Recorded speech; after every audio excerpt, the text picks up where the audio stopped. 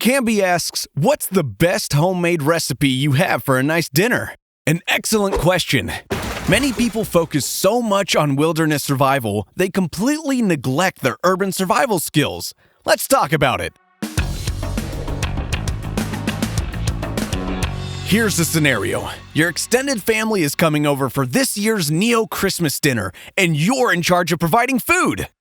Food is one of the pillars of surviving. A good meal will provide you vital nutrients, while a bad meal will leave you on low energy and your family with a dangerously low opinion of your culinary skills. The first step is to provide a clean table free of contaminants. You don't want celebrations to be cut short by a collective case of food poisoning, and rock beetles like this one are a serious health code violation. Next, get out your restaurant-grade nutrient autoprocessor. Fill it up with some prime nutrient solution, set the dial to medium rare, and there's your meal all ready to go. Nadaima asks, good game please. You got it! Graf asks, what can we do with prisoners we haul back to our settlements? How will we store them and how can we treat them? A very important question.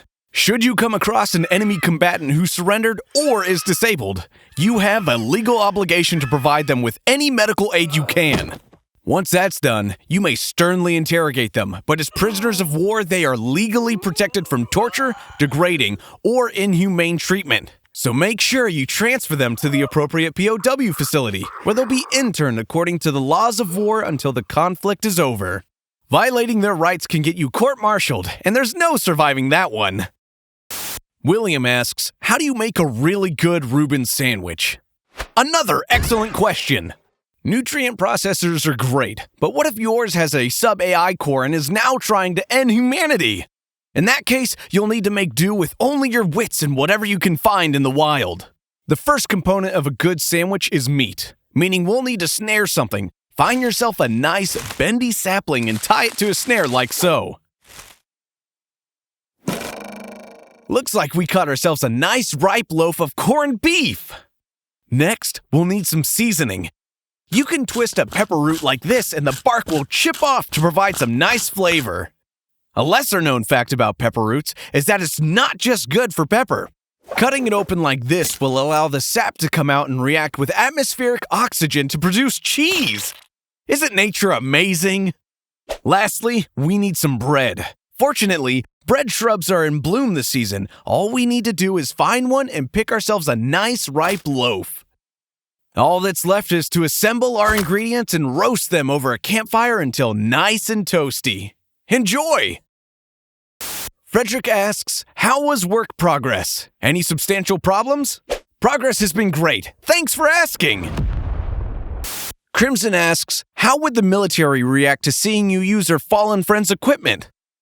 I'm glad you asked. There's a common misconception that looting military equipment from dead troopers is fine. Colonial Legal Code Section 392 clearly states such equipment remains government property unless you fill out a Form 84B to request an official looting license. Without a license, you need to return any material you find to your nearest military installation.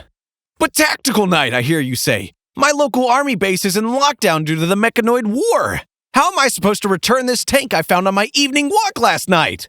No problem. If you recall Season 23, Episode 592, I explained how to build a fully functional trebuchet using only a screwdriver and your shoelaces. Simply load that tank into your trebuchet, point it at the base from a safe distance, and deliver away.